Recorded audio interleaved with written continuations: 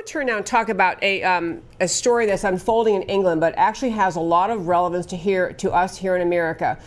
We talked in the show in the past about Tommy Robinson. He is a British citizen, is actually not his real name, but he's a British citizen, and he today was sentenced in a court in England, and we're going to, I hope, connect with Katie Hopkins, who's been on the show before. We're going to try to connect with her by phone in just a moment, but I want to give you the background of why Tommy Robinson was in court being sentenced today before we hear from Katie how things went in the court in London. But the short story is, in England, as also occurred all over Europe, there was, throughout the last couple of decades, a very large mass of refugees moving into England, moving into Europe, and in particular, in England and throughout Europe, the refugees were coming from Islamic majority countries. They were coming from the Middle East, coming from North Africa, and what has occurred throughout England and in Western Europe is a concern about the unwillingness of some Islamic refugees, and it seemed like most of them who are Islamic refugees do not want to assimilate, do not want to become part of the country, are not really coming to their host countries to become part of that country, but instead are trying to bring Islamic rule, law, values, Sharia, and conduct and force it on the countries where they are moving to. So, in particular in England, what the background of this Tommy Robinson story is this. There were a large group of Islamic refugees settling in various areas, and they would settle in kind of clusters, so a large number of people settled in certain areas. And there began to be complaints by young girls and their mothers about these young girls being sexually assaulted, and the term began to develop called grooming gangs. And the concept simply was that these Islamic refugees, as I say, from the Middle East and North Africa, would move to these areas, and they would engage in conduct toward girls who were in that area who were underage. They were as young as 10, 11, 12, into their early teens, and they would connect with those girls, and they would engage in behavior to groom these girls, to convince them first it was a matter of friendliness, and these girls are excited, getting attention from older guys, turning very quickly into sexual assault, repeated sexual assault, girls being essentially owned, passed around by these men. And when the parents and school officials complained to the police and other authorities, they were essentially told, stop complaining, stop whining, keep your girls away, you protect your own girls, we're not going to prosecute these people. We will not prosecute them. The police and other authorities gave as a reason for not prosecuting that they didn't want to be accused of racism. So in the year 2014, a massive report came out in England called the J Report. That report talked about the Rotherham, which is a town in England, Rotherham grooming gangs, in which, and in England, for whatever reason, instead of using the name, the expression Arab, they use the term Asian. But when they say Asian, they're referring to Arab. They're referring to Islamic refugees. And so in England, the J Report came out and literally reported that there had been an epidemic of sexual assault, sexual rape, grooming gangs of Islamic refugees who were adults and young white girls who were the victims in Rotherham, and that the police and authorities would not do a thing about it. So Tommy Robinson, among others in England, became an activist saying, we can't put up with this here, we have to stand up, we have to fight. So he started publicizing, trying to make public. He formed an organization and worked all over England to say, look what's happening. This is happening to our girls, A, and B, we have the authorities won't help. And because this J Report came out in 2014 and estimated that between 1997 and 2013, this has been happening all that time, 1997 to 2013, massive sexual assault of young girls by Islamic refugees. And so Tommy Robinson kept on publicizing this, and eventually when the authorities were forced into engaging in prosecutions, Tommy Robinson kept trying to call attention to it. So he gets around. So now I believe we have Katie Hopkins on. That's the background. We have Katie Hopkins on the phone, I do believe, from England. Hello, Katie. Do we have her? Hello, Debbie. So this obviously isn't Katie. Yes, is she available? She's not at the moment. She's literally just had to dash She's just had to sort something out. She's going to be 5 minutes, if that's okay. 10 minutes at the most. Okay, well... I'm ever so sorry about this. No problem. I'm going to tell the story. It's been, as you can probably imagine, it's been a crazy day. So yes, just juggling. So, shall we hold on, or should we call you back? If you could call me back in, shall we say 9:45? Is that okay? Sorry, not 9:45 your time. 3:45. 3:45. I'll tell you what. Can we negotiate 3:43 or so? We'll call back when we can. My show actually has a cutoff at a certain point.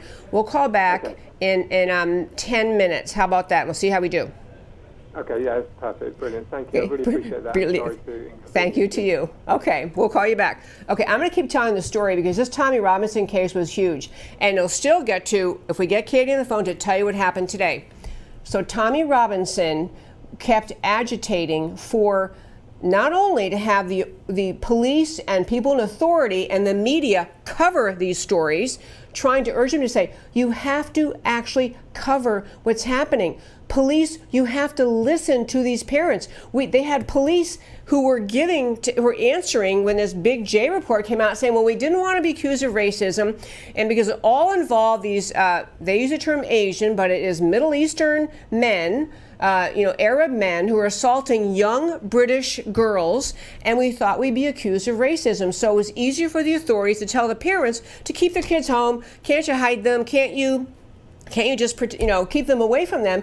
Wouldn't prosecute. Finally, the authorities and the media was backing up. The media was also complicit in not reporting these cases for the same reason. The media was saying it's easier, it's more comfortable, it's better if we just don't cover this, hide the problem, and try to just tell the girls to stay away from these men. So some of the cases that in this Rotherham, as an example, they talked about young girls who reported finally when the prosecutions occurred, that they had been passed around by, 10 men in one day. They had been passed around. And these were young girls who were described as maybe a little bit insecure, maybe people who didn't get a lot of attention. So they were vulnerable to these men, luring them into these gangs. And so they had some prosecutions. In 2018, they had one particular prosecution. They got 18 of this Rotherham, 7 men convicted of sexually exploiting vulnerable teenage girls. This is one of many trials happening. So what Tommy Robinson got in trouble for in England was he was covering these with his video camera, being a citizen journalist, covering these trials. Not getting inside the courtroom. He wasn't allowed in the courtroom, but it was outside with his video camera. He's got a huge following on Twitter, huge social media following, essentially saying, and here they are. They're finally being held accountable. The government's finally prosecuting them. We're finally going to get justice for all these girls. We are talking about hundreds of girls. And Rotherham was just a case that really kind of broke, and everyone realized how bad it was. There were other instances, too, all over England. And it was a conduct that was just in the mindset of these Islamic refugees, which we talked about in the past. These young girls were fair game in their worldview, of, in Islam, you don't have to treat with respect girls or women who don't cover themselves with the hijab. You don't have to respect them. In fact, they would argue, is permissible in their culture, their belief. Now, I'm not saying every Muslim is like this. There are plenty of Muslims who spoke up in England and denounced this, but there still were. This conduct occurred. And so Tommy Robinson, he was told, he got one contempt citation, told him, stop filming outside the courthouse. Stop filming these people walking in to the trial. Tommy Robinson saying, no, we finally got some attention. I'm bringing social media attention to it. So he violated the court order and went in another trial with his little camera outside the courthouse. And of course, because he's got a massive following, he's saying, these are the men. We're finally prosecuting these men. He was prosecuted for contempt for getting these men on film when he'd been told no more filming them as they're walking into the trial. So massive upset in his country for a long time before the media and before finally the authorities decided we have to prosecute these people. And so he was prosecuted, and today he was sentenced for violating the order and videotaping these people. And now we'll see if I don't know if we have Katie or not. We're going to try again. We're talking to her in England. She was at the courthouse today when Tommy Robinson was sentenced. Do we have her? We're trying to get her. Okay, so I'll tell you one more thing about that. There's so much more I could tell you, but Tommy Robinson is quite a character. He wore a shirt into the court as he walked through the crowd that says, "Convicted of journalism." And this is actually kind of a case of civil disobedience, the idea that, when the government has ignored massive sexual assault, massive rape accusations, don't investigate, don't prosecute, don't do anything about it, because of very politically correct, because we can't insult people that we may, or we can't prosecute people because we may end up with somebody who decides that to claim racism. So they just, out of just the politically correct pressure to never be accused of racism, they just let all this stuff go. Tommy Robinson's, I'm getting around to saying, there are people saying, well, okay, they finally did prosecute him, finally did prosecute these men who are out of line. So, why is Tommy Robinson still making such a fuss? He did violate a court order. So maybe he deserves a sentence he got today. And okay, now I think we have Katie now. Katie? Hello? No, okay, we don't. It's funny. I've been emailing with Katie back and forth. She was here, I don't know when this was, earlier this year. She was in Texas. I brought her here. I and others brought her here. We did several programs trying to present what has happened with respect to the Islamization of England and Western Europe. And she's a stellar speaker. She's very outgoing, very high energy, very outspoken. And as soon as I saw Tommy Robinson was being sentenced, I quick got a hold of her and she said, "Oh yeah, I'd love to tell you." So she was there today. I'll tell you, because we may run out of time, that he was sentenced for this, again, this contempt was the citation, was what he was being sentenced for. And his argument, this is a really important piece of the story to tell you. So Tommy Robinson has been asking for asylum in America. He is saying essentially that he is so hated among the Islamic population in England for exposing the conduct of these grooming gangs, these rape gangs, that he's afraid if he's sent to prison, he might be murdered in prison. He has been on several shows trying to talk about it, say, I've just got to, he's asking for asylum in America. I'm unaware if he's made a formal application. I actually know some people who are trying to help him get asylum here, but he's worried about being sentenced and sent to a prison where there may be other people who are inmates, who are Islamic refugees, who know what he's done, that he's the one exposing these rape gangs.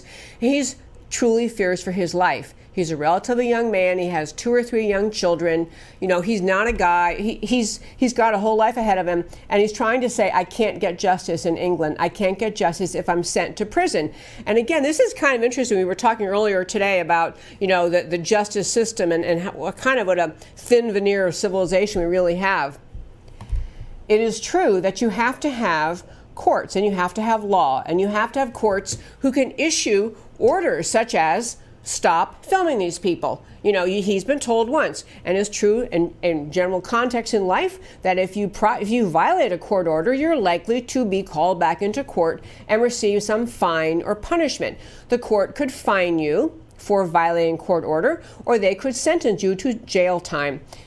There's a complex set of things that led to the sentence he got today, but Tommy Robinson did get sentenced to, it appears it's going to net out to be about 19 weeks, with a possibility of being out of jail or out of prison in less time than that, something more like 8 weeks. And so it's a complex thing because it was compounded from a previous case, and there were also arguments about a double jeopardy violation because he's already been sentenced once. Okay, so now I think we might have, no, we don't have Katie. Okay, you know what? She's wonderful. I will tweet out later. I'm sure she'll have some comments about this sentencing, but I did want to I brought this show up, this topic up today on this show because we follow this issue closely of the Islamization of London, of England, the Islamization of the UK, of Western Europe, where we had the pressure of political correctness cause people in authority, and it happened all over Western Europe too. It's not just the UK, not just England, all over Western Europe. Conduct that is not acceptable in those cultures, in those societies, engaged in by Islamic refugees who've moved into Western Europe and moved into the UK, and a very, very challenging time for the citizens of those countries, because when they are the victims or the recipients, when the citizens of those countries are the recipients of violence, sexual assault, which is happening in increasing numbers in areas where there's a high concentration of Islamic refugees, the police, the media get a little bit afraid. They don't want to be accused of racism. They don't want to be stirring up trouble. It's easier just to tell people, just stay away from those areas, stay away from those people. It's why they end up with no-go zones all over Europe, areas where people know they can't go. Citizens of Europe, citizens of the particular country they live in, can't go in areas that have been designated by Islamic refugees as their own areas. They're no-go zones, no, you can't come here zones. And they know very well they may be assaulted if they do go there. So this kind of surrender to the pressure of Islamization happened in UK, happening in Western Europe. The reason I bring that up is because America is very vulnerable to the same thing. America is very vulnerable to having the same kind of pressure. People in our country, in the media, and politics, and law enforcement, everybody kind of steps back and flinches if they think they're going to be called racist, if they think they're going to be accused of being intolerant, Islamophobic, hateful, one of the many words the left uses all the time. And so it's easier to just not do anything. So this Tommy Robinson case has huge international implications, has implications for America, but it really has implications for us is that we have to recognize, even in these extraordinary times in the UK and in England and Western Europe, we in America can learn lessons from them and decide, we're not going to have the pressure of leftists who endlessly fling out the racist accusation, endlessly fling out the Islamophobic accusation. We're not going to allow that to in any way impede our justice system, our sense of what we permit and don't permit. And this Tommy Robinson case is, as I say, international implications. He wanted to come here, try to get asylum status here, has not been granted. I think it's probably not going to be granted. But it is it's just a tremendous opportunity, a learning lesson for all of us, a lesson for all of us to follow the case, understand what happened, and actually to stand up for what Tommy Robinson did. Civil disobedience as it was, it still was the effort to protect his home country.